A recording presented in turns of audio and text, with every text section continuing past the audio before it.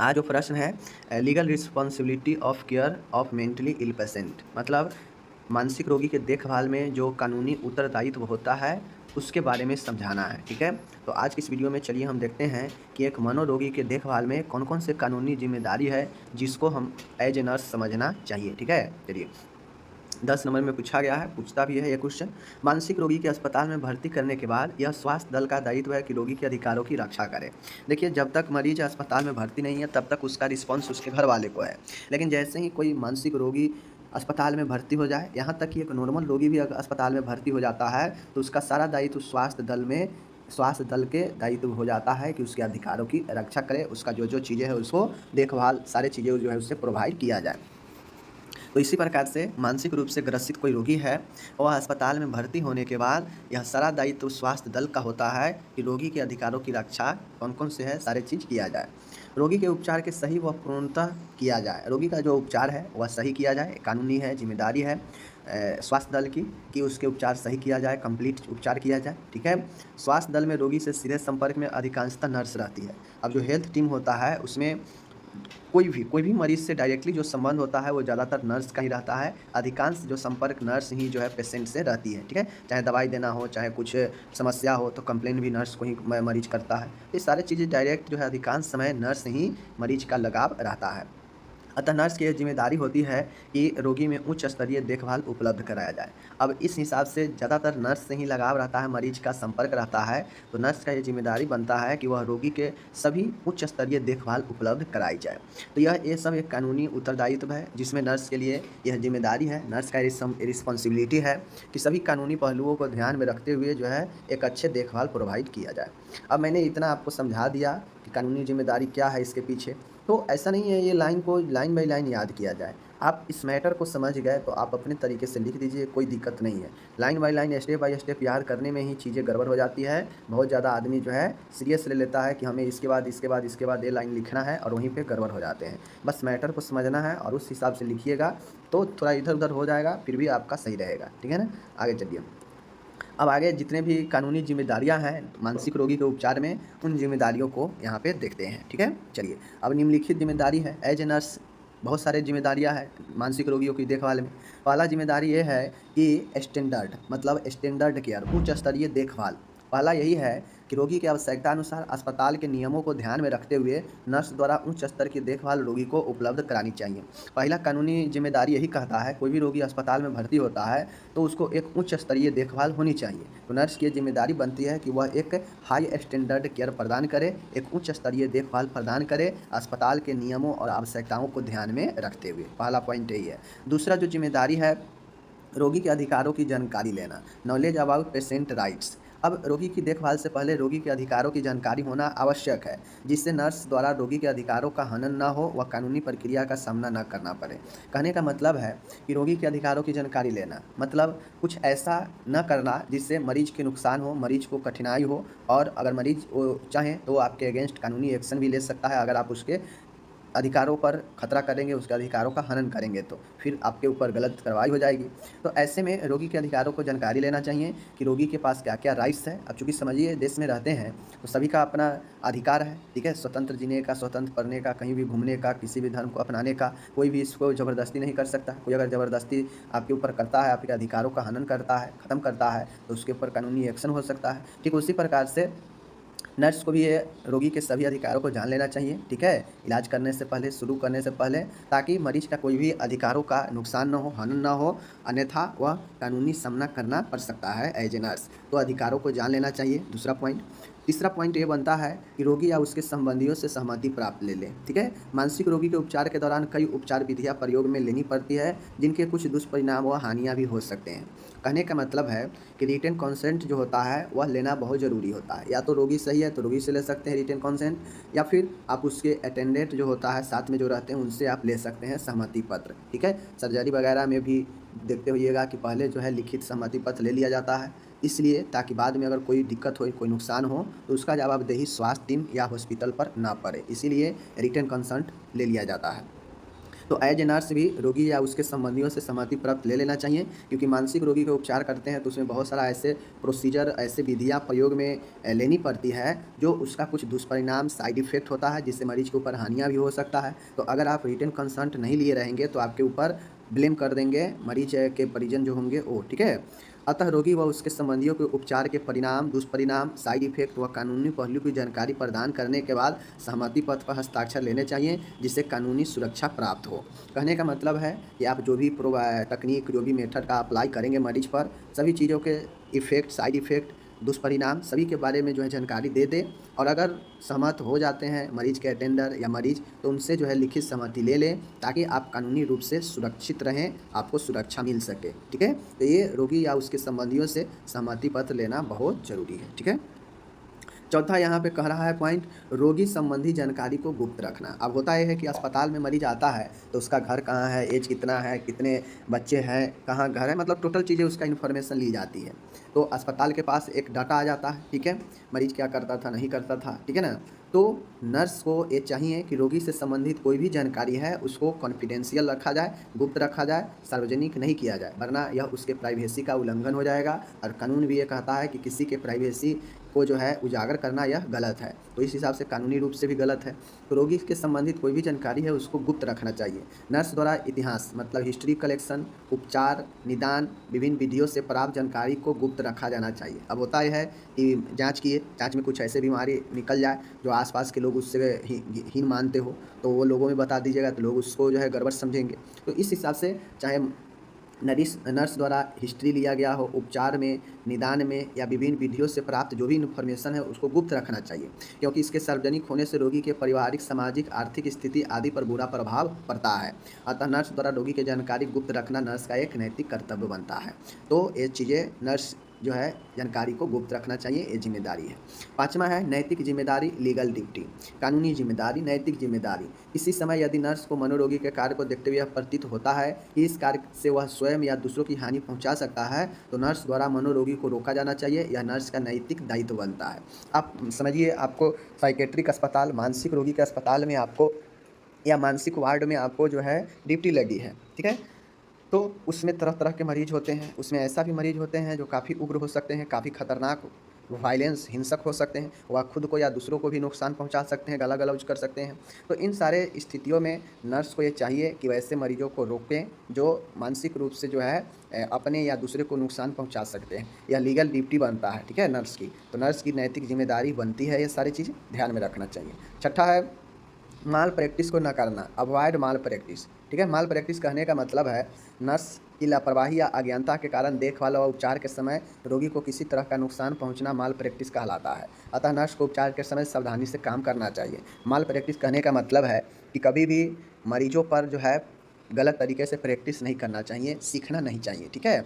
तो माल प्रैक्टिस वही होता है, माल प्रैक्टिस को अवॉइड करना चाहिए। नर्स की लापरवाही या अज्ञानता, जानकारी ना होने के कारण उस पर आप कोई जानकारी अप्लाई कर रहे हैं जो आपको जानकारी में नहीं है, फिर भी आप उस पर अप्लाई कर रहे हैं, तो ये माल प्रैक्टिस होता है, ठीक है। गलत तरीके से प्रैक्टिस करना मरीज के ऊपर, तो इसे अवॉइड करना चाहिए। इससे मरीज के नुकसान, क्षति पहुंच सकता है। इन सारे चीज़ों से सावधानी बरतनी चाहिए, ठीक है, माल प्रैक्टिस से। तो ये हो गया छठा, माल प्रैक्टिस का ध्यान में रखना चाहिए। रिकॉर्ड और रिपोर्ट बनाना, नर्स द्वारा रोगी के भर्ती होने से लेकर निदान, उपचार, सहमति पत्र या अन्य रिकॉर्ड को संपूर्ण व सुरक्षित तरीके से रखे जाने चाहिए, क्योंकि आवश्यकता पड़ने पर इन्हें न्यायालय में सबूत के तौर पर काम में लिया जा सकता है। और रिकॉर्ड और रिपोर्ट काफ़ी महत्वपूर्ण होता है। कभी भी अस्पताल प्रबंधन से 2 साल पहले ट्रीटमेंट हुए मरीज से चार्ट मांगा जा सकता है कि फलाने ईयर में मरीज का ट्रीटमेंट हुआ था, उसका क्या ट्रीटमेंट, क्या दवाई चली थी, क्या रिपोर्ट था, दिखाइए। कोर्ट खोज सकता है कभी ऐसा समय पड़ जाए तो, ठीक है, या कोई भी ज़रूरत पड़ने पर खोजा जा सकता है। तो वह रिपोर्ट और रिकॉर्ड अस्पताल प्रबंधन इसीलिए देखते हुए कोई भी मरीज़ भर्ती होता है तो अस्पताल एक कॉपी, जितने भी डॉक्यूमेंट है, रिकॉर्ड है, सबको एक कॉपी अपने पास रखता है। अस्पताल प्रबंधन भी, जांच वगैरह सबका, बहुत ऐसे अस्पताल होते हैं जो सारे चीज़ रख लेते हैं मरीज को डिस्चार्ज करने में। वह इसलिए वह एक रिकॉर्ड के तौर पर अस्पताल प्रबंधन के पास रहता है, ताकि इन फ्यूचर कभी भी खोजा जाए तो वह प्रस्तुत करने में सक्षम हो, इसलिए वो रखते हैं अपने पास, ठीक है। तो ये रिकॉर्ड और रिपोर्ट का काफ़ी महत्वपूर्ण होता है। जो भी निदान, उपचार, सहमति पत्र, अन्य रिकॉर्ड को सुरक्षित रखा जाता है, क्योंकि आवश्यकता पड़ने पर न्यायालय में कभी भी सबूत के तौर पर यह काम में लिया जा सकता है। ठीक है। एंड आखिरी आता है 8वां, अस्पताल को नियमों का पालन करना। फॉलो रूल्स ऑफ, ठीक है, follow rules of hospital. Hospital के नियमों कानूनों का पालन करना चाहिए। नर्स की जिम्मेदारी बनती है कि वह अस्पताल के नियमों के विरुद्ध ना जाए। ठीक है ना। नर्स को अस्पताल के कानूनी नियमों की जानकारी होना चाहिए। रूल फॉलो में सबसे पहले आपको हॉस्पिटल के कानून के नियम का पता होना चाहिए, तभी तो आप नियम का पालन करेंगे ना। नर्स द्वारा रोगी व उसके संबंधियों को रोगी भर्ती करते समय, निदान, उपचार, डिस्चार्ज करते समय विभिन्न कानूनी पहलुओं को जानकारी प्रदान करनी चाहिए। अब नर्स क्या करेगी कानूनी नियमों के पालन में, चाहे भर्ती हो, चाहे निदान हो, उपचार हो या डिस्चार्ज हो, सभी में नर्स जो है कानूनी पहलुओं के बारे में मरीजों को जानकारी देंगी। ठीक है। एंड नेक्स्ट है यहाँ पे, रोगी द्वारा अस्पताल व चिकित्सक दल के प्रति मुकदमा करने पर नर्स द्वारा विभिन्न साक्ष्य सुरक्षा ली जा सकती है, अतः नर्स उचित समय पर अपना बचाव कर सकती है। अब होता है कि मान के कभी ऐसा मरीज आपको मिल जाएंगे या मरीज के साथ कुछ दिक्कत हो गया रहेगा, नुकसान हो गया रहेगा, तो उसके अटेंडर हो सकता है स्वास्थ्य या अस्पताल चिकित्सक दल के प्रति मुकदमा कर सकती है। ठीक है, कर सकता है। तो ऐसे में साक्ष्य के तौर पर नर्स को बुलाया जा सकता है, नर्स से कुछ चीज़ें मांगा जा सकता है, तो वह जो है अस्पताल और चिकित्सक को बचाव में एक अहम भूमिका निभा सकती है, क्योंकि डायरेक्टली मरीज और उसके अटेंडर से ज़्यादातर नर्स ही मिला करती है। ठीक है ना।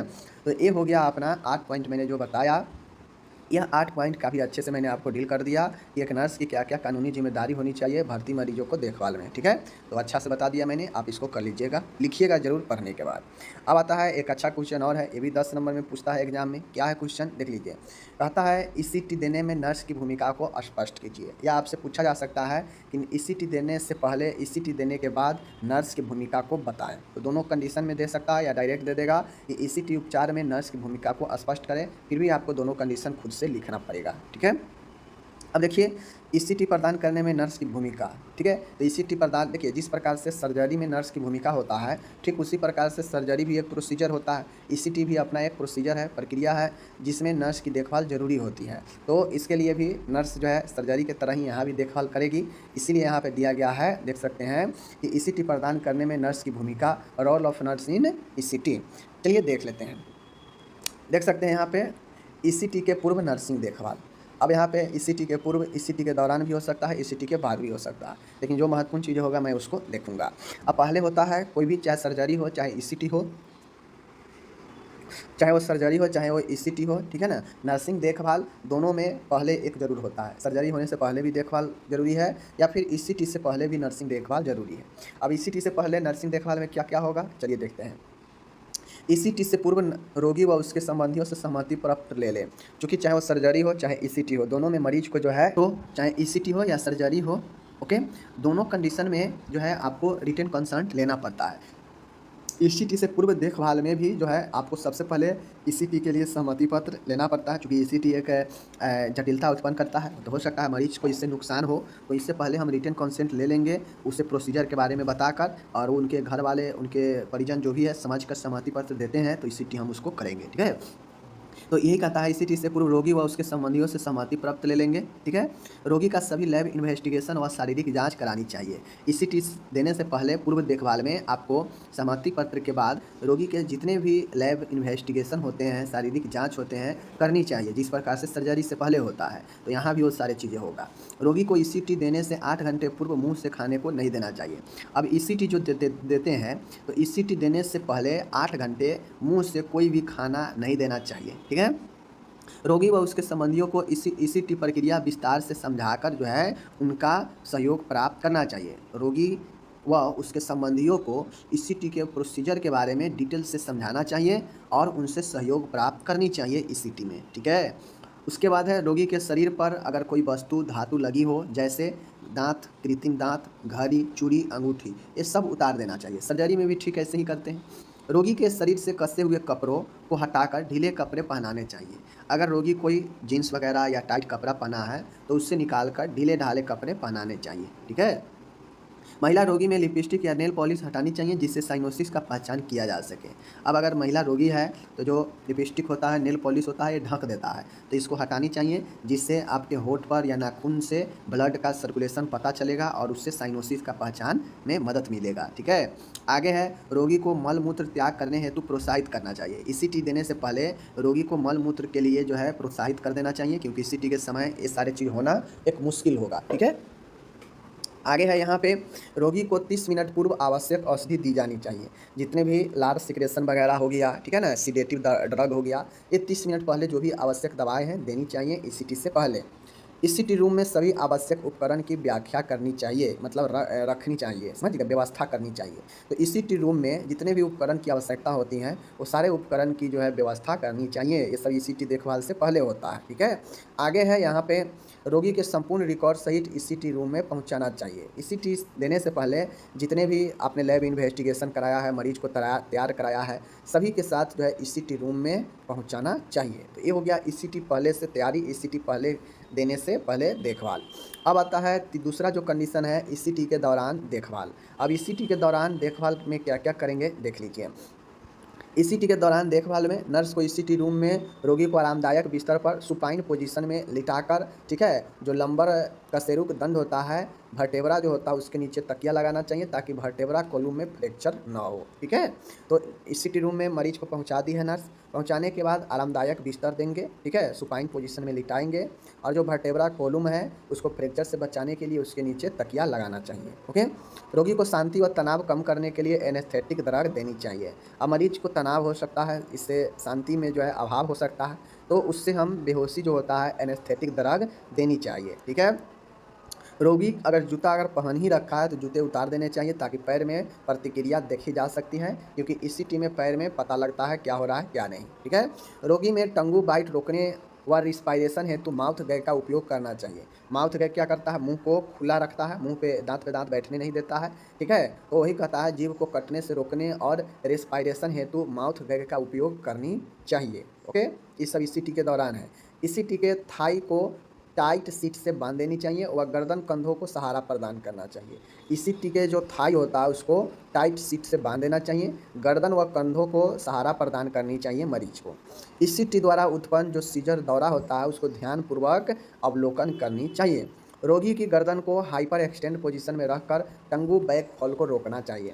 अब रोगी में हो सकता है जो टंग है वह अंदर की तरफ जा सकता है, तो इससे बैक फॉल को रोकने हेतु हाइपर एक्सटेंडेड पोजीशन में गर्दन को रखेंगे।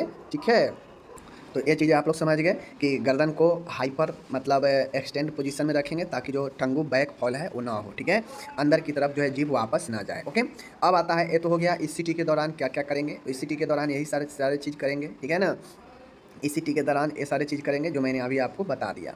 अब आता है दूसरा हो गया, तीसरा जो सिचुएशन है ईसीटी के बाद की देखभाल। अब ईसीटी के बाद के देखभाल में क्या होगा, अब ईसीटी हो चुका है मरीज का, ठीक है, ईसीटी हो चुका है, लग चुका है। अब ईसीटी के बाद क्या क्या देखभाल करेंगे, तो वाइटल साइन का निरंतर अवलोकन करते रहेंगे। जितने भी वाइटल साइन है उसका निरंतर अवलोकन करेंगे। हो सकता है ईसीटी के बाद इसमें परिवर्तन आए। रोगी को साइड लाइन रेलिंग उपलब्ध करवाकर साइड लाइन पोजीशन दी जानी चाहिए जिससे शराबी पदार्थ मुंह द्वारा बाहर निकाला जा सके। अब ईसीटी देने के बाद हो सकता है मुंह से सिक्रेशन हो मरीज का, तो इसके लिए साइड लाइन पोजीशन देनी चाहिए। ठीक है, साइड लाइन पोजीशन देनी चाहिए, साइड लाइन वाला पोजीशन देनी चाहिए। ओके, आगे है यहाँ पे देख सकते हैं कि रोगी में उत्पन्न जटिलता को पहचान कर शीघ्र उपचार उपलब्ध करवानी चाहिए। तो ये चीज़ें हैं, ठीक है ना, कि रोगी में कोई भी जटिलता दिखे उससे पहचान कर शीघ्र उसका उपचार करवाना चाहिए। रोगी को होश में आने पर समय, व्यक्ति, स्थान व घटना का पुनः परिचय करवाना चाहिए। जब रोगी होश में आ जाए तो होश में आने के साथ में समय का, व्यक्ति का, स्थान का, घटना का पुनः परिचय करवाना चाहिए कि मरीज इन सब चीज़ों से अवगत हो रहा है या उस पर अभी भी इफेक्ट है इन चीज़ों का। ठीक है, श्वसन कठिनाई में ऑक्सीजन प्रदान की जाए। अगर मरीज को ईसीटी के बाद लगे कि उससे श्वसन में समस्या हो रहा है तो ऑक्सीजन प्रदान करनी चाहिए। रोगी को आराम करने देना चाहिए। ठीक है, रोगी को ईसीटी रिकॉर्ड बनाकर उसका संक्षिप्त विवरण लिखना चाहिए। ठीक है, तो ये चीज़ें हैं, रोगी को ईसीटी रिकॉर्ड बनाकर उसका संक्षिप्त विवरण लिखना चाहिए। तो ये हो गया ईसीटी में 3 मतलब जो फर्स्ट ईसीटी से पहले, ईसीटी के बाद और ईसीटी के दौरान, तीनों तरीका से मैंने बता दिया। एक क्वेश्चन 10 नंबर में पूछ सकता है आपसे, तो इसे ज़रूर क्लियर कर लीजिएगा, ठीक है। अब आता है नेक्स्ट क्वेश्चन है अपना आज का इस वीडियो का तीसरा क्वेश्चन है, बहुत इंपॉर्टेंट क्वेश्चन है। क्वेश्चन ये है सुसाइड, आत्महत्या क्या है, आत्महत्या के ढंग, कारण और प्रबंध लिखिए। एग्जाम में पूछा गया है, 10 नंबर में पूछता भी है। तो चलिए हम सुसाइड के बारे में बताते हैं। देखिए, सुसाइड एक आपका कभी कभी यह मेंटल हेल्थ का एक समस्या बन जाता है। ऐसे लोग भी कभी भी सुसाइड जो है लोग खुश रह के नहीं करते, कभी भी मेंटली परेशानी, मानसिक रूप से जो है परेशान होने के बाद भी लोग जो है करता है। और मानसिक रूप से परेशानी मतलब मानसिक मेंटल इलनेस, ठीक है ना। तो वही चीज़ें हैं आत्महत्या। मनुष्य के द्वारा अचानक तरीके से प्लानिंग करके, ठीक है, अचानक योजनाबद्ध तरीके से स्वयं को हानि पहुंचाना या अपना जीवन समाप्त करना आत्महत्या कहलाता है। सुसाइड क्या होता है, कोई व्यक्ति है, ठीक है, अचानक से उसके मन में एक योजना, एक ख्याल आया कि मुझे ये चीज़ें कर लेना है, ठीक है, बहुत ज़्यादा परेशान चल रहा है जीवन में, उसे अचानक उसके माइंड में एक गलत नेगेटिव थॉट आता है और वह प्लान कर लेता है कि मुझे अपने आप को हानि कर लेना है, अपना जीवन समाप्त कर लेना है, और वही जो है उसका सुसाइड कहलाता है, ठीक है। आत्महत्या क्या होता है, मनुष्य के द्वारा अचानक, अकस्मात, योजना तरीके से स्वयं को हानि पहुँचाना या अपन जीवन समाप्त करना ही आत्महत्या कहलाता है, ठीक है। तो ये हो गया इसका डिफिनीसन।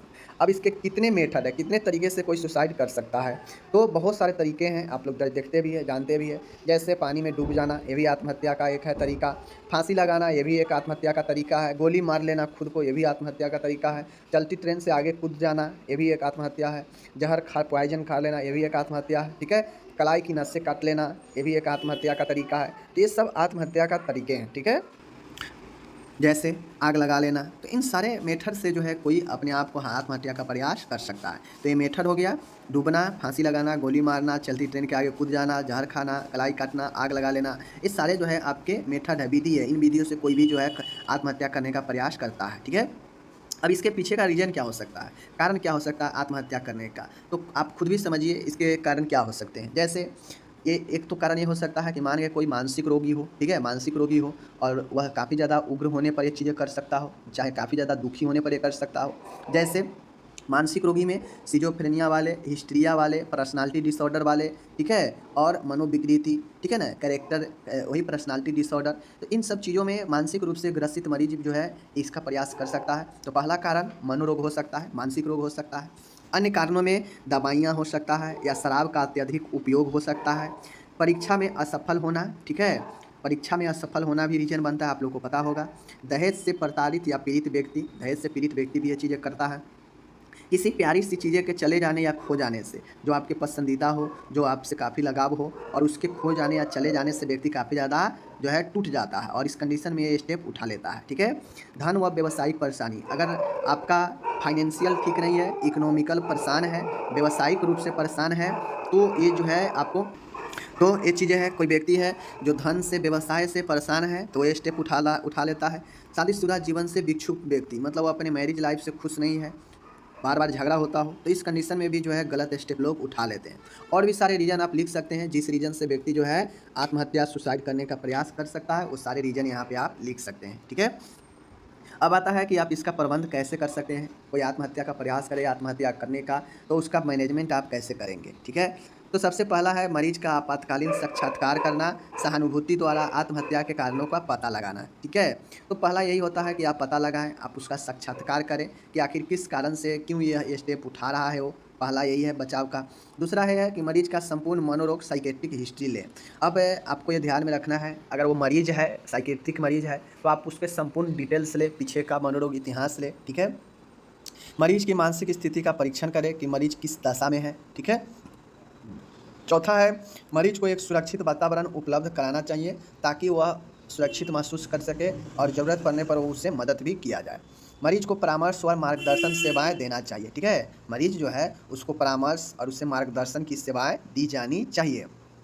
आगे है, यदि आत्महत्या के प्रयास का कारण अधिक डिप्रेशन पाया जाता है तो मरीज को ईसीटी उपचार के लिए भेजना चाहिए, ठीक है। अगर आपको ये पता लगे कि मरीज बहुत ज़्यादा डिप्रेशन में है और उसके कारण यह आत्महत्या करने का प्रयास कर रहा है, तो मरीज को ईसीटी उपचार के लिए भेजना चाहिए।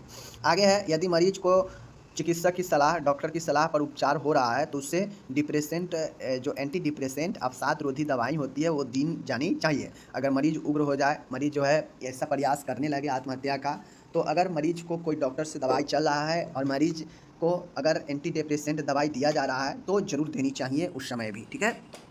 आगे है, मरीज को आत्महत्या के बार बार प्रयत्न करने से रोकने हेतु कड़ी निगरानी रखें। और मरीज ऐसा अगर उपाय करे कि वह बार बार आत्महत्या का प्रयास करे तो उस पर निगरानी रखना चाहिए। नेक्स्ट है, मरीज के कमरे से बहुत सारे जो धातु होते हैं उसको अलग रखें, जैसे ब्लेड, चाकू, कांच की शीशी आदि सामान को हटा देना चाहिए, क्योंकि इन सब से नुकसान वह पहुंचा सकता है खुद को, ठीक है। आगे है, दवाइयों एवं यंत्रों को रोगी की पहुंच से दूर रखें, क्योंकि वह ओवरडोज दवाई का कर सकता है या जो यंत्र रखा है उसका गलत दुरुपयोग कर सकता है। विषाक्त पदार्थों को मरीज से दूर रखें, जो भी पॉइजनिंग पदार्थ है उस रूम से जिसमें मरीज है उससे दूर रखें, ठीक है। मरीज को कमरे से कपड़े या बांधने वाला सामान जैसे बेल्ट, टाई आदि हटा देनी चाहिए, क्योंकि इससे वह हैंगिंग कर सकता है, ठीक है। आगे है, आत्महत्या की प्रवृत्ति अधिक होने पर मरीज को निद्रा कारक दवाइयाँ देनी चाहिए, यानी ज़्यादा अगर आत्महत्या की प्रवृत्ति मरीज में आए तो उससे नींद की दवाइयाँ दी जानी चाहिए, ताकि लेने से उसे नींद आ जाए, ठीक है। तो इस प्रकार की हेल्थ है कम्युनिटी मेंटल हेल्थ के बारे में देखेंगे, सामुदायिक मानसिक स्वास्थ्य के बारे में। अब देखिए, जो लोग फर्स्ट ईयर में अच्छे से पढ़े होंगे उनको पता है, समझ गए ना, जो लोग अच्छे से फर्स्ट ईयर में पढ़े होंगे उनको पता है कि कम्युनिटी हेल्थ नर्सिंग होता क्या है, सामुदायिक स्वास्थ्य नर्सिंग होता क्या है। ठीक उसी प्रकार से वहाँ पे नर्सिंग जो है मेंटल कम्युनिटी मेंटल हेल्थ, वहाँ पे कम्युनिटी हेल्थ सामुदायिक स्वास्थ्य था, यहाँ पे कम्युनिटी मेंटल हेल्थ है, मतलब मानसिक रोगियों के लिए समुदाय में स्वास्थ्य, समझ गए। तो चलिए इसको हम लोग अभी ये होता क्या है और इसके इंपॉर्टेंस को देखेंगे कि आखिर ये कम्युनिटी मेंटल हेल्थ नर्सिंग की क्या आवश्यकता है, क्यों महत्वपूर्ण है। चलिए हम लोग एक एक करके इसको आगे हम लोग देखते हैं। ओके, यहाँ पे आपका है, कहता है define of community mental health, समझ गए, define of community mental health, समझ गए। सामुदायिक मानसिक स्वास्थ्य को परिभाषित कीजिए। सामुदायिक मानसिक स्वास्थ्य सेवाओं से मतलब है समुदाय के सभी मानसिक स्वास्थ्य सेवा, अर्थात मानसिक रोगियों की रोकथाम, मानसिक रोगों को रोकथाम, मानसिक स्वास्थ्य में कैसे प्रगति करना है, उन्नति करना है, मानसिक रोग का कैसे उपचार होगा, पुनर्वास, रिहेबिलिटेशन तथा विशेष वर्गों द्वारा मादक पदार्थों के दुरुपयोग में रोकथाम आदि सम्मिलित है। यह चिकित्सा विज्ञान की वह शाखा है जिसके अंतर्गत मनोस्वास्थ्य से संबंधित सभी प्रकार की स्वास्थ्य सेवाएं प्रदान किया जाता है। देखिए, define of community mental health, community mental health बड़ी ही आसान है।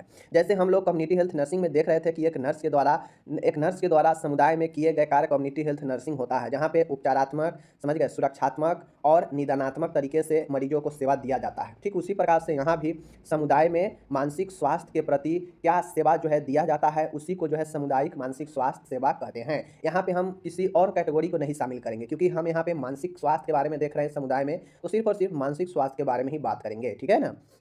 सामुदायिक मानसिक स्वास्थ्य सेवा मतलब कम्युनिटी हेल्थ सर्विस, समुदाय में मानसिक स्वास्थ्य सेवाओं का मतलब होता है कि समुदाय में सभी प्रकार के मानसिक स्वास्थ्य सेवा देना, अर्थात मानसिक रोगों को रोकथाम करने की बात हो, मानसिक स्वास्थ्य को बेहतर बनाने की बात हो यानी उन्नति करने की बात हो, मानसिक रोगों का उपचार देने की बात हो, या फिर उसे उपचार के बाद पुनर्वास की बात हो, या फिर कुछ ऐसे एडल्ट वयस्क रोगी होते हैं, ऐसे रोगी होते हैं जो मादक पदार्थों का लत लग जाता है, दुरुपयोग करता है, तो उनको भी छुड़ाने का प्रयास, रोकथाम जो है इसी मेंटल हेल्थ के जरिए ही किया जाता है, आदि सेवा इसमें शामिल होता है। यह चिकित्सक विज्ञान की एक ऐसी शाखा है जिसके अंतर्गत मनोस्वास्थ्य मतलब मन के मानसिक स्वास्थ्य से संबंधित सभी प्रकार की स्वास्थ्य सेवा प्रदान किया जाता है इस कम्युनिटी मेंटल हेल्थ में, समझ गए। तो यही हमारा कम्युनिटी मेंटल हेल्थ सामुदायिक मानसिक स्वास्थ्य होता है, जिसको मैंने अच्छे से आपको डिस्क्राइब कर दिया। ओके, चलिए आगे देखते हैं।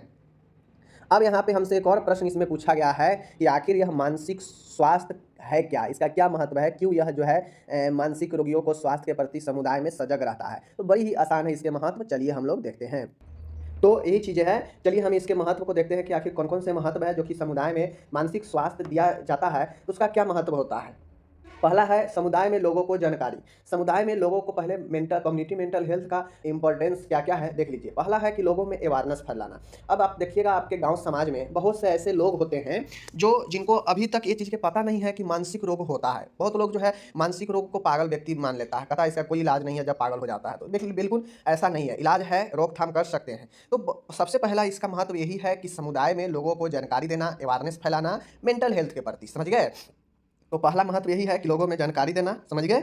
चलिए दूसरा है समुदाय के लोगों को मानसिक देखभाल, कम्युनिटी हेल्थ है, कम्युनिटी मेंटल हेल्थ का दूसरा जो महत्व है, देखिए मैं आपको बता रहा हूँ 1 2 3 सीरियल करके बता रहा हूँ, लेकिन आपको ऐसा नहीं करना है। 1 नंबर वाला अगर 8वां जगह पर याद आए तो वहाँ लिखना है, दूसरा नंबर अगर पहले याद आ जाए पहले उसको 1 नंबर में लिख दीजिए। तो ये सीरियल आपको डिसाइड करना है कि कौन कहाँ पर आपको जल्दी जल्दी याद आ रहा है, उसको लिखते जाना है। सीरियल के चक्कर में जोर मत डालना है, जहाँ पे सीरियल अगर लिखना होगा मैं वहाँ पे बता दूंगा कि हाँ ये चीज़ को सीरियल ही लिखिएगा, वो बहुत कम जगह आता है, समझ गए। तो वही चीज़ें हैं समुदाय में लोग मानसिक स्वास्थ्य की देखभाल जो है देना। अब समुदाय के लोगों को मानसिक स्वास्थ्य देखभाल देने का मतलब है कि समुदाय में मानसिक स्वास्थ्य को अच्छा बनाया जा सकता है, जिससे वे मानसिक विकारों मतलब मानसिक रोगों से बच जाएँगे और सही कार्य कर पाएँगे तथा सही मात्रा में सब चीज़ अपना जो है देखभाल, खाना-पीना सब चीज़ ले पाएँगे। क्योंकि एक मानसिक रोगी खाना खाएगा तो खूब खाएगा, छोड़ देगा तो 2-2 दिन तक भूखे रहता है, उसको कोई फ़र्क नहीं पड़ता है कि हम खाए हैं, नहीं खाए हैं, समझ गए ना? तो इन सब चीज़ों को देखभाल करना इसके अंदर आता है, मानसिक रोगों को देखभाल करना, ओके? तीसरा पॉइंट है मानसिक रोगों का निदान। अब ये कम्युनिटी मेंटल हेल्थ का एक महत्व यही है कि यह मानसिक रोगों को निदान करता है। यहाँ पे मानसिक रोग जो भी होता है उसको यहाँ पे जो है डायग्नोसिस किया जाता है। मानसिक स्वास्थ्य के द्वारा सामुदायिक स्वास्थ्य के द्वारा रोगी के रोग का सही निदान हो सकता है एवं उसे अस्पताल में आसानी से पहुंचाकर ठीक ढंग से उपचार किया जा सकता है। समझ गए? तो मानसिक रोगों का निदान करना, डायग्नोस्टिक करना कम्युनिटी मेंटल हेल्थ का एक अच्छा जो है पक्ष है। समझ गए? आगे है मानसिक विकारों से बचाव। कम्युनिटी हेल्थ का मतलब ही होता है, कम्युनिटी मेंटल हेल्थ का काम ही है कि यह जो है मानसिक रोगों से बचाता है, मानसिक रोगों को रोकथाम करता है, मानसिक स्वास्थ्य को बेहतर बनाता है। समझ गए ना?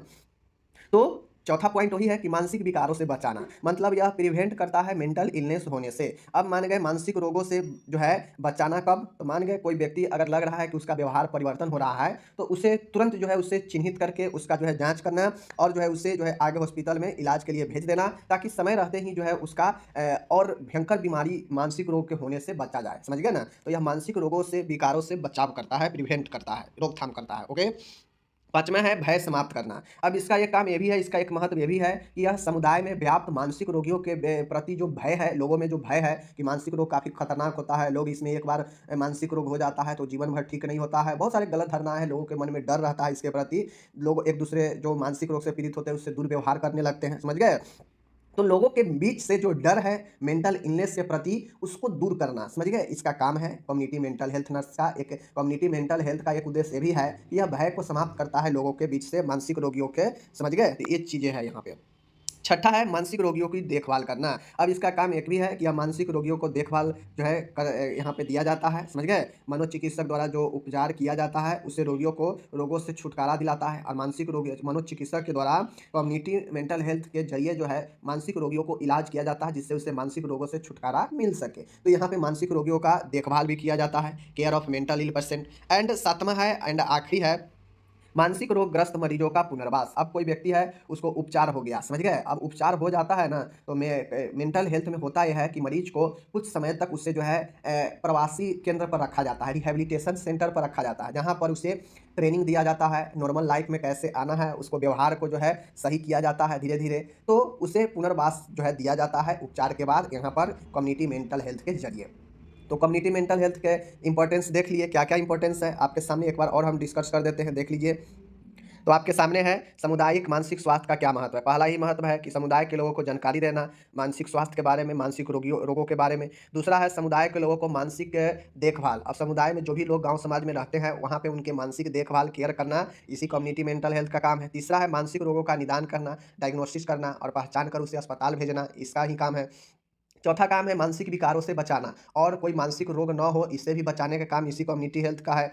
पाँचवाँ है भय समाप्त करना लोगों के बीच से, समझ गए? छठा है मानसिक रोगियों को देखभाल करना भी इसी के अंदर आता है, इसी का महत्व है। और मानसिक रोगग्रस्त मरीजों का पुनर्वास करने का काम भी इसी के ज़रिए कम्युनिटी मेंटल हेल्थ के ज़रिए ही होता है। तो यह 7 महत्व मैंने आपको बता दिया कम्युनिटी मेंटल हेल्थ के बारे में। अब आप लोग जो है इसको अपने लैंग्वेज में आराम से देखिए, पॉइंट याद रखिएगा और जब पॉइंट याद रखिएगा ना, तो जो मैंने समझाया हूँ वो आपको ऑटोमेटिक याद आ जाएगा, कहीं भी लिखने होगा तो। सिर्फ पॉइंट ज़रूर याद, ऐसे प्रश्न जहाँ पॉइंट 7-8 हो, 10 हो, तो पहले याद रखिए उसके पॉइंट को कि उसके अंदर क्या-क्या पॉइंट है और उस पॉइंट को जब ध्यान में रखिएगा ना, तो ऑटोमेटिक चीज़ों को आप लिख दीजिएगा, क्योंकि उस पॉइंट में ही छुपा होता है आपका 1, 2, 4 लाइन जो भी लिखना है, समझ गए?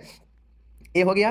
अब नेक्स्ट प्रश्न है मेरे यहाँ पे, describe the types and objectives of community mental health. यहाँ पे हमसे हमें पूछ रहा है कि सामुदायिक मानसिक स्वास्थ्य सेवाओं के प्रकार और उद्देश्य बताइए। मतलब जो हम अभी ऊपर कम्युनिटी मेंटल हेल्थ देखे हैं ना, सामुदायिक मानसिक स्वास्थ्य, यह कितने प्रकार से इसका सेवा दिया जाता है, प्रकार बताना है और इसके उद्देश्य बताना है कि आखिर यह कम्युनिटी मेंटल हेल्थ सर्विस जो है यह क्यों दिया जाता है लोगों को, इसका पर्पज बताइए, समझ गए?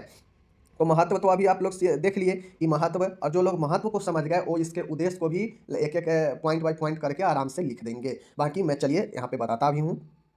अब मानसिक स्वास्थ्य सेवाओं समझ गए ना, सामुदायिक मानसिक स्वास्थ्य सेवा का क्या प्रकार है देख लीजिए। पहला प्रकार है उन्नयन सेवा प्रोमोटिव सर्विस। प्रोमोट मतलब प्रोमोट करना, मतलब बढ़ोतरी करना, समझ गए। मानसिक स्वास्थ्य को बेहतर बनाना, उन्नत करना, समझ गए। संपूर्ण पोषण देना, अच्छी आदतों के विकास करना। अब पहला है उन्नयन सेवा। यहाँ पे जो सेवा दिया जाता है कम्युनिटी हेल्थ नर्सिंग के अंदर, सॉरी कम्युनिटी मेंटल हेल्थ के अंतर्गत, यहाँ पे उन्नयन सेवा प्रोमोटिव सर्विस दिया जाता है। जैसे संपूर्ण पोषण हो, अच्छी आदत का विकास करना हो, तो यह उन्नयन सेवा होता है, जिससे व्यक्ति के व्यवहार में, खान पान में बढ़ोतरी होता है। तो पहला उन्नयन सेवा।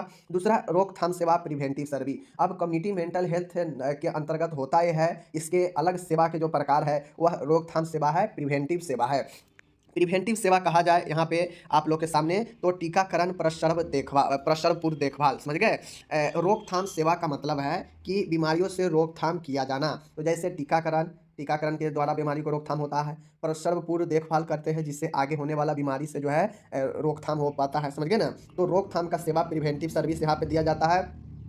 क्यूरेटिव सर्विस है, उपचारात्मक सेवा है। मानसिक रोगों को जल्द पहचान कर उपचार करना भी इसका जो है एक प्रकार है, कि यहाँ पे उपचारात्मक सेवा भी दिया जाता है, क्यूरेटिव सर्विस। क्यूरेटिव सर्विस का मतलब है कि अगर कोई मानसिक व्यवहार, कोई मानसिक परिवर्तन देखा जाए किसी व्यक्ति में, तो उसे तुरंत पहचान करके और उसका उपचार दिया जाए, तो यही उपचारात्मक सेवा होता है, उपचार देना। चौथा है रिहैबिलिटेटिव सर्विस। रिहैबिलिटेटिव सर्विस का मतलब होता है कि किसी मरीज को मानसिक रोग से पीड़ित है, उसको उपचार मिल गया। अब उपचार मिल गया तो उसे जो है रिहैबिलिटेशन मतलब पुनर्वास केंद्र पर उसे रखा जाता है अन्य सहायता के लिए, कि जैसे कैसे जो है अपना समाज में जाएंगे तो कैसे रहेंगे, कैसे व्यवहार बनाना है, कैसे जो है काम के प्रति क्षमता को बढ़ाना है, समझ गए, सोच शक्ति में वृद्धि करना है। इन सब चीज़ों के लिए उपचार के कुछ दिनों तक जो है इस पुनर्वास सेवाएं दिया जाता है, रिहैबिलिटेटिव सर्विस, जहाँ पे उपचार के पश्चात पुनर्वास में सहायता किया जाता है।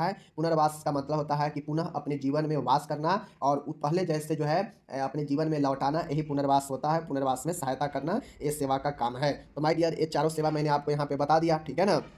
यही चार सेवा है कम्युनिटी आपका मेंटल हेल्थ का। पहला है उन्नयन सेवा, जिसमें पोषण हो, अच्छी आदतों का विकास हो, प्रोमोटिव सर्विस। दूसरा है प्रिवेंटिव सर्विस, जिसमें टीकाकरण किया जाता है, प्रसव पूर्व देखभाल किया जाता है, तो यह प्रिवेंटिव सर्विस होता है। तीसरा है क्यूरेटिव सर्विस, जहाँ पे लोगों को पहचान कर उसको उपचार दिया जाता है, उपचार करना, क्यूरेटिव सर्विस। चौथा है रिहेबिलिटेटिव सर्विस, पुनर्वास सेवा, जिसमें उपचार के बाद जो है पुनर्वास में सहायता किया जाता है, जीवन को नॉर्मल बनाने में सहायता किया जाता है। तो यही चार सेवा है, चारों सेवा को याद रखिएगा कम्युनिटी मेंटल हेल्थ के अंतर्गत, यह आपके लिए बहुत ज़्यादा महत्वपूर्ण है। ओके, अब हम देखते हैं कि भाई मेरे, ये जो कम्युनिटी मेंटल हेल्थ है, ये जो सेवा दिया जाता है लोगों में, समुदाय के बीच में मानसिक रोगियों के लिए, तो या मानसिक स्वास्थ्य को बेहतर बनाने के लिए, तो आखिर इसके पीछे क्या रीजन है, क्या उद्देश्य है कि यह जो है कम्युनिटी मेंटल हेल्थ के सेवा जो है लाया गया, इसके पीछे क्या उद्देश्य है। तो जो लोग महत्व को समझ गए ना, वो लोग इसको भी आराम से लिख सकते हैं, पर्पज को भी समझ गए। तो चलिए हम बताते हैं। देखिए, इसका जो है आपको निम्नलिखित उद्देश्य है, समझ गए। सामुदायिक मानसिक स्वास्थ्य सेवा का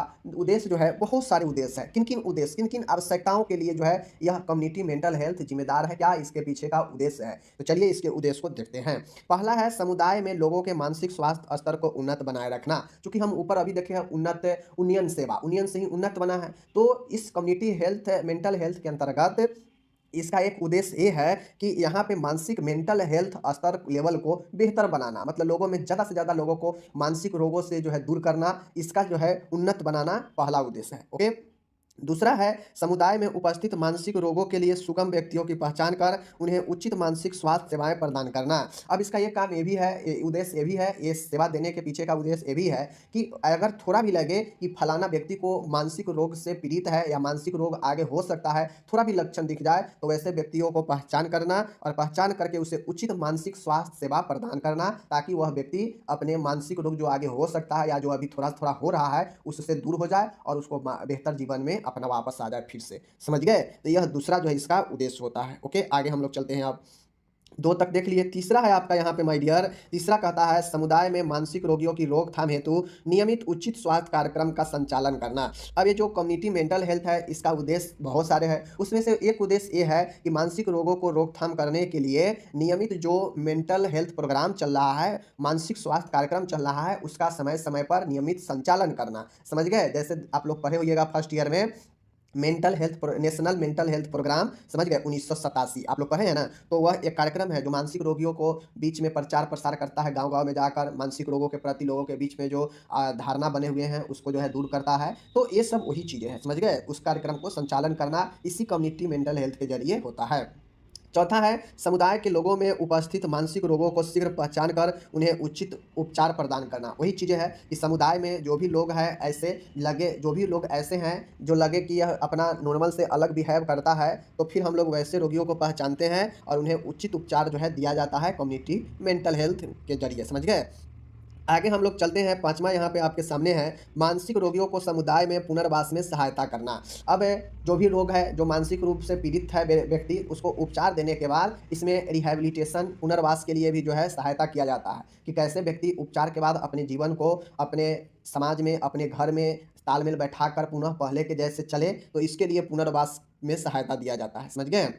छठा है दीर्घकालीन मनोसामाजिक साइकोसोशल समस्याओं पर नियंत्रण करना। अब बहुत समय से चले आ रहे जो मानसिक सामाजिक जो समस्या है उस पर नियंत्रण करना भी इसका जो है क्या है, काम है। समझ गए। सामुदायिक स्वास्थ्य सेवाओं के प्राथमिकता व मूल्यांकन करना। एक उद्देश्य इसका ये भी है कम्युनिटी मेंटल हेल्थ का कि वह जो है कम्युनिटी मेंटल हेल्थ का जो दिया जा रहा सेवा है उसको कितना ज़्यादा इफेक्टिव है, उसका जो है प्रभाविकता का मूल्यांकन करना भी इसके अंदर होता है। मतलब यहाँ पर जो भी मेंटल हेल्थ का सर्विस दिया जाता है, सेवा दिया जाता है समुदाय में, वह कितना ज़्यादा इफेक्टिव है या नहीं है, इसका मूल्यांकन भी यहाँ से किया जाता है। ओके, आगे चलिए, आगे हम लोग चलते हैं। आगे है 8वां पॉइंट है आपका, यहाँ पे देखिएगा बहुत खूबसूरत है। समुदाय के लोगों को मानसिक स्वास्थ्य का महत्व व मानसिक स्वास्थ्य सेवाओं के जानकारी उपलब्ध करवाना।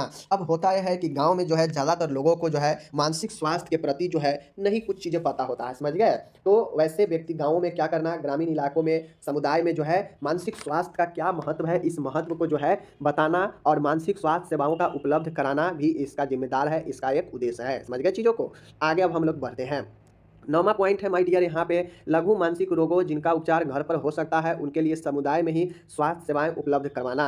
अब ये कम्युनिटी मेंटल हेल्थ का एक काम ये भी है, कम्युनिटी मेंटल हेल्थ का एक काम ये भी है कि जो अगर छोटा मोटा अगर मानसिक रोग है, जैसे चिंता होना, हल्का फल्का डिप्रेशन होना, समझ गए, बिहेव अपना बर्ताव अलग करना, छोटे मोटे जो अगर मानसिक रोग है, तो वैसे रोगों को लिए जो है उपचार घर पर ही उपलब्ध कराना, स्वास्थ्य सेवा उपलब्ध कराना। ठीक है, इसका उद्देश्य है सामुदायिक स्वास्थ्य सेवाओं में अधिक संख्या में लोगों की भागीदारी निश्चित करना। अब कम्युनिटी मेंटल हेल्थ का एक उद्देश्य ये भी है कि भाई ज़्यादा से ज़्यादा लोग जो है इसमें भाग ले, अपना ट्रीटमेंट कराएं, अपना देखभाल कराएं। इसके लिए सुनिश्चित करना होता है कम्युनिटी मेंटल हेल्थ को ही कि ज़्यादा कैसे आप उपचार देंगे, कैसे अपने सेवा को बेहतर बनाएंगे कि ज़्यादा से ज़्यादा जो है लोग आकर आपकी सेवाओं को लाभ ले। ठीक है ना। सरकार का तो यही भाई निश्चय होता है कि जो भी हम योजना लागू करें उसमें ज़्यादा से ज़्यादा लोग आकर जुड़े, ज़्यादा से ज़्यादा लोग भाग ले। अगर लोग ही भाग नहीं लेगा तो सरकार बेकार की योजना चला रही है। तो ये चीज़ें के लिए जो है ये भागीदारी बढ़ाना, ये जो है पहला इसका उद्देश्य होता है। आगे है समूहों को ध्यान में रखकर मानसिक स्वास्थ्य सुविधाएं उपलब्ध कराना। अब मानसिक स्वास्थ्य सुविधा जो है समूह में भी दिया जा सकता है, तो समूह को भी ध्यान में रखकर हम इससे स्वास्थ्य सुविधा उपलब्ध करवा सकते हैं कम्युनिटी मेंटल हेल्थ के जरिए। ओके, लघु मानसिक मतलब छोटे मानसिक रोगियों को अस्पताल में अनावश्यक भर्ती न कर साधनों को बचाना व रोगी की चिंता को कम करना। क्योंकि हम जानते हैं अगर छोटे मोटे रोग हो और मरीज को अस्पताल में भर्ती कर दिया जाए तो मरीज को लगता है ऐसा है कि हमें कोई बड़ा रोग है। समझ गए, तो और प्रॉब्लम है। तो अगर कोई छोटा मानसिक रोग है तो बिना किसी आवश्यकता के अनावश्यक भर्ती नहीं करेंगे, ताकि साधन जो है, जो रिसोर्सेज है उसका ज़्यादा खपत ना हो, बच्चे रिसोर्सेज किसी सीवियर पेशेंट के लिए, और साथ में रोगी को चिंता भी जो है कम हो, क्योंकि अस्पताल में भर्ती होते ही रोगी का चिंता बढ़ जाता है। छोटा मोटा भी बीमारी रहेगा तो उसे बड़ा लगने लगता है। समझ गए, तो यही चीज़ें कहता है। ओके, 13 है मानसिक रोगों के बारे में लोगों के अंधविश्वास को दूर कर उन्हें जागरूकता लाना। अब कम्युनिटी मेंटल हेल्थ में ही मेंटल हेल्थ का सब चीज़ होता है, तो ऐसे में लोगों में जागरूकता फैलाना, अंधविश्वास को दूर करना भी इसका जो है एक उद्देश्य होता है कम्युनिटी मेंटल हेल्थ सर्विस का। तो इस प्रकार से कम्युनिटी मेंटल हेल्थ मैंने आपको बता दिया, प्रकार बता दिया, उसका उद्देश्य, महत्व, सब चीज़ मैंने बता दिया। अब आपसे अगर क्वेश्चन पूछेगा तो कहेगा कम्युनिटी मेंटल हेल्थ होता क्या है, इसके महत्व को बताए और इसके प्रकार को बताएं, तो मैंने सब बता दिया। या ऐसे भी पूछेगा कम्युनिटी मेंटल हेल्थ होता क्या है, इसके प्रकार और इसके उद्देश्य बताए, तो फिर भी मैंने सब बता दिया। अब एक प्रश्न और आता है यहाँ पे, जहाँ पे आप लोग फर्स्ट ईयर में पढ़े हैं, समझ गए, जहाँ पे फर्स्ट ईयर में आप कम्युनिटी हेल्थ में पढ़े हैं कि नर्स की भूमिका। अब वहाँ पे कम्युनिटी हेल्थ नर्सिंग था, तो नर्सिंग, कम्युनिटी हेल्थ नर्सिंग में जो है सामुदायिक स्वास्थ्य नर्सिंग में नर्स की भूमिका, और यहाँ पे कम्युनिटी मेंटल हेल्थ है, तो चूंकि है तो बात वही ना, वहाँ पे सीधा कम्युनिटी हेल्थ नर्सिंग था, यहाँ पे मेंटल लगा दिया, मतलब एक क्षेत्र को निश्चित कर दिया कि हाँ मानसिक रोगियों के लिए। तो यहाँ पे मानसिक स्वास्थ्य में नर्स की क्या भूमिका होगी, भूमिका सब वही होगा। समझ गए, जो जो रोल है, निम्नलिखित रोल है, वो सब रोल वही होगा, बस यहाँ पे जो भी होगा मानसिक स्वास्थ्य के ध्यान में रखते हुए होगा। यहाँ पे कम्युनिटी हेल्थ नर्सिंग नहीं आएगा, कम्युनिटी मेंटल हेल्थ आएगा। समझ गए, बस। तो पहला रोल है आपके सामने, पूछता है, बहुत बार पूछा गया है, 10-10 नंबर में, देख लीजिएगा। पहला रोल है नैदानिक भूमिका क्लिनिकल रोग। क्लिनिकल रोग का मतलब है कि समुदाय में लोगों में रोगों की पहचान करना, मानसिक रोगों को पहचान करना, उनके उपचार में सहायता करना, यह नर्स का समुदाय में मुख्य कार्य है। अब क्लिनिकल नैदानिक भूमिका का मतलब है कि एक नर्स को ये चाहिए कि वह अपने समुदाय में मानसिक रोगों को, ठीक है ना, मानसिक रोगों को, कौन सा व्यक्ति मानसिक रोग से ग्रसित है उसको पहचान करना और उसको उपचार में सहायता करना नर्स का यह प्रमुख कार्य है समुदाय में। समझ गए? तो यह हो गया हमारा नैदानिक भूमिका क्लिनिकल रोल। ओके, आगे है अध्यापक की भूमिका, टीचर की रोल। अब टीचर की रोल आप लोग वहाँ भी पढ़े हैं। टीचर का क्या काम होता है कि टीचर को काम होता है समझाना, पढ़ाना, समझ गए, बताना। तो उसी प्रकार से टीचर का रोल के रूप में यहाँ पे नर्स जो है कम्युनिटी मेंटल हेल्थ में होती है। यहाँ पे नर्स जो है समुदाय के लोगों को मानसिक रोगों के बारे में शिक्षा देगी, समझ गए, शिक्षा देगी, तथा रोगों की रोकथाम व उपचार के बारे में भी शिक्षा देती है कि हम कैसे जो है मानसिक रोगों को रोकथाम उपचार कर सकते हैं। तीसरा है परामर्शदाता की भूमिका, रोल ऑफ काउंसलर। काउंसलर का क्या काम होता है, परामर्शदाता का क्या काम होता है कि परामर्श देना, समस्या का समाधान में सहायता करना। तो उसी प्रकार से यहाँ भी जो है नर्स कम्युनिटी मेंटल हेल्थ में समुदाय में जो भी मानसिक व्याप्त है, जो भी व्यक्ति है जिसको भी लगे कि मानसिक रूप से हम डिस्टर्ब है, तो वैसे व्यक्तियों को जो है सलाह देती है, समस्या से बाहर निकालने का उपाय सुझाती है। तो यह परामर्श के रूप में अपना भूमिका जो है उचित परामर्श देकर करती है।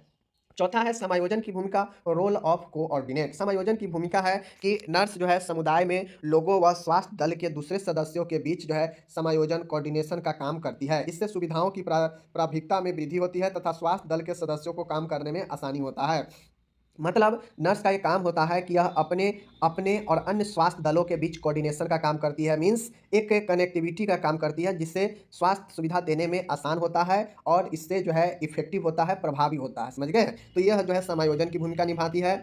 आगे है वकील की भूमिका। अब जिस प्रकार से वकील जो है अपने क्लाइंट के लिए, ये सब मैं पढ़ाया हूँ, वकील जो है अपने क्लाइंट के लिए जिस प्रकार से कानून के हर एक पहलुओं के बारे में जो है पक्ष रखता है कोर्ट में, उसी प्रकार से नर्स जो है अपने समुदाय में मरीजों के लिए जो है विभिन्न कानूनी पक्षों का जो है पक्ष लेकर रखती है, देखती है कि मरीज का कोई जो है कानूनी जो राइट्स है वो राइट अधिकार की हनन न हो, उसका रक्षा करती है और समुदाय में लोगों को अपने अधिकारों के प्रति जागरूकता भी करती है कि हाँ आपका ये अधिकार है, ऐसे रहिए, ये कीजिए। समझ गए ना? छठा है माय डियर प्रशासक की भूमिका, रोल ऑफ एडमिनिस्ट्रेटर। अब प्रशासक का क्या काम होता है कि मैनेज करना, मैनेज करके चलना, काम को जो है एकदम समय पर करवाना। समझ गए? तो यहाँ भी खुद नर्स का ये काम होता है कि समुदाय में नर्स जो है जो भी मानसिक स्वास्थ्य है उसके कार्यक्रम को क्रियान्वय करना, समझ गए, मतलब चलाना, अन्य सहयोगी सदस्यों को मार्गदर्शन भी करना, चूंकि एडमिनिस्ट्रेटर का, प्रशासक का वही काम होता है, तथा अन्य समुदाय में विभिन्न कार्यक्रमों को नियमित रूप से क्रियान्वय हेतु प्रशासक की भूमिका जो है निभाती है कि कैसे चलाना है, कैसे जो है कब जो है कार्यक्रम जो है करना है, ठीक है ना, अन्य सदस्यों को कैसे जो है मैनेज करती है, ये सब प्रशासक का ही काम होता है। ओके, सातवां है माय डियर संपर्ककर्ता की भूमिका, कॉन्टैक्ट मेकर की। अब नर्स का ये भी रोल है कि यह अन्य क्षेत्रों के साथ जो है कांटेक्ट करके संपर्क बनाकर रखती है, जिससे अन्य क्षेत्रों में भी जो है मानसिक स्वास्थ्य को बेहतर बनाने के लिए जो है बहुत ज़्यादा होता है, अच्छा होता है। स्वास्थ्य दल में नर्स ही एक ऐसी कार्यकर्ता है जिसका सर्वप्रथम रोगी जो है सामना करता है। अतः नर्स रोगी व उसके संबंधी चिकित्सक स्वास्थ्य दल के अन्य सदस्यों के मध्य संपर्क स्थापित करने का कार्य करती है। तो नर्स जो है एक कॉन्टैक्ट मेकर का काम करती है, क्योंकि नर्स जो है सर्वप्रथम मरीज से मिलती है और मरीज के साथ उसके संबंधी से, फिर नर्स जो है डॉक्टर से भी मिलती है, अन्य स्वास्थ्य दल से ही मिलती है। तो एक नर्स होती है जो हर किसी से मिलती है, तो हर किसी के बातों को जो है यह कांटेक्ट करने में भूमिका निभाती है, संपर्क करने में एक दूसरे से। तो कांटेक्ट मेकर का भी काम करती है, रोल निभाती है। समझ गए? आठवां है आवासीय देखभाल भूमिका, रोल इन डोमिसाइल केयर। समुदाय नर्स का कार्य गृह मुलाकात, होम विजिट द्वारा घर घर जाकर रोगी की जांच करना तथा आवश्यकता अनुसार उच्च स्तर पर रेफर करना। नर्स का यह भी काम है कि आवासीय देखभाल, रोल इन डोमिसिलियरी केयर, मतलब घर घर जाकर जांच करना और आवश्यकता पड़ने पर उच्च स्तर पर रेफर करना नर्स का ये काम होता है। तो इस प्रकार से मैंने आपको यहाँ पे 8 रोल नर्स का बता दिया जो फर्स्ट ईयर से ही संबंधित है। बस यहाँ पे आपको मानसिक स्वास्थ्य के प्रति चीज़ों को लिखना था, जो भी नर्स का रोल था। समझ गए?